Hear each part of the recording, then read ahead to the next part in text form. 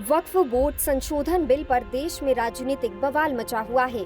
पर आखिर वक्फ बोर्ड क्या है और इसके कानून में क्या बदलाव किए गए हैं, ये आपके लिए जानना बेहद जरूरी है।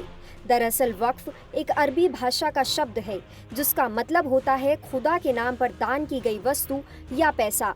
कोई भी मुस्लिम पैसा, जमीन, मकान या किसी भी तरह की कीमती चीज वक्फ को दान कर सकता है।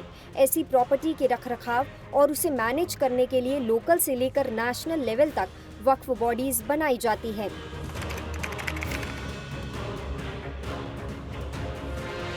इस्लाम के कुछ जानकार बताते हैं कि दान में मिली गई संपत्ति का मकसद गरीब और ज़रूरतमंदों की मदद, उनकी पढ़ाई लिखाई, मस्जिदों को बनाने के लिए या इस्लाम से जुड़े बाकी धार्मिक कार्यों में यूज़ की जाती है। Waqf assets management system of India के मुताबिक देश में कुल 30 वक्फ बोर्ड हैं। केंद्र सरकार का सेंट्रल वक्फ काउंसिल इन वक्फ बोर्डों के साथ तालमेल का काम करता है। वक्फ बोर्ड क्या है ये तो आपने समझ लिया, पर इससे जुड़ा विवाद क्या है हम आपको ये भी समझा देते हैं। दरअसल सरकार ने संसद में वक्फ से जुड़े 2 बिल पेश किए हैं। पहले बिल में वक्फ कानून 1923 को खत्म करने की बात कही गई है, वहीं दूसरे बिल में 1995 के वक्फ कानून में करीब 40 बड़े बदलाव किए गए हैं।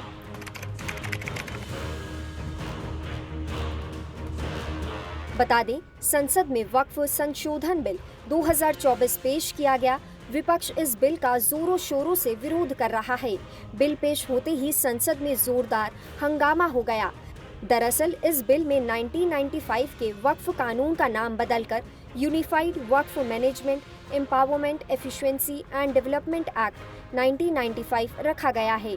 नए बिल के तहत सिर्फ वो ही व्यक्ति अपनी संपत्ति वक्फ को दान कर सकता है जो कम से कम 5 साल से मुस्लिम धर्म से जुड़ा हुआ हो। इसके अलावा किसी भी मुस्लिम महिला के विरासत के अधिकार पर भी जोर दिया गया है। संशोधन विधेयक में वक्फ संपत्तियों को बेहतर तरीके से मैनेज करने का प्लान बनाया गया है, जिसमें एक सेंट्रल पोर्टल और डेटाबेस बनाने की बात कही गई है। इसी कड़ी में लोकलिटी ने अयोध्या के मुस्लिम समाज के साथ साथ अयोध्या के साधु संतों से भी बात की। उन्होंने क्या कहा, आइए आपको सुनाते हैं।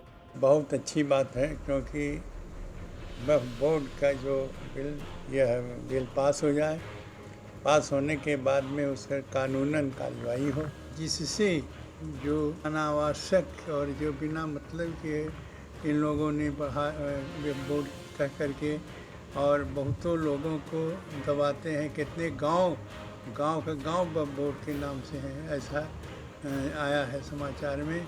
इसलिए यह वक्फ बोर्ड का पास हो जाना, वक्फ बोर्ड की कानूनन कार्यवाही होना, ये बहुत ज़रूरी है।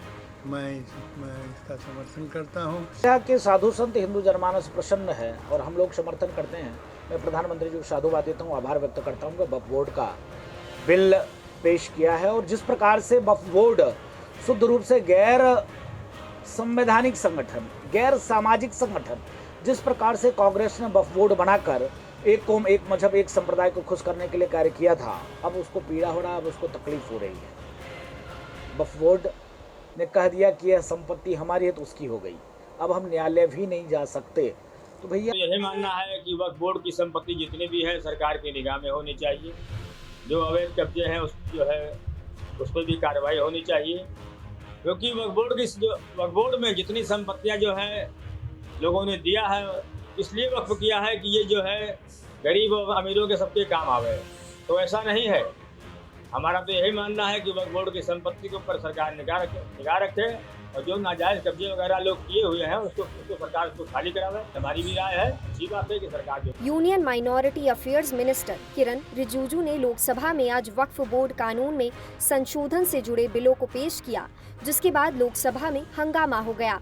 बता दें, सरकार ने नए वक्फ बिल और मुस्लिम वक्फ रिपील बिल 2024 को भी ज्वाइंट पार्लियामेंट्री कमेटी यानी जेपीसी को भेज दिया है।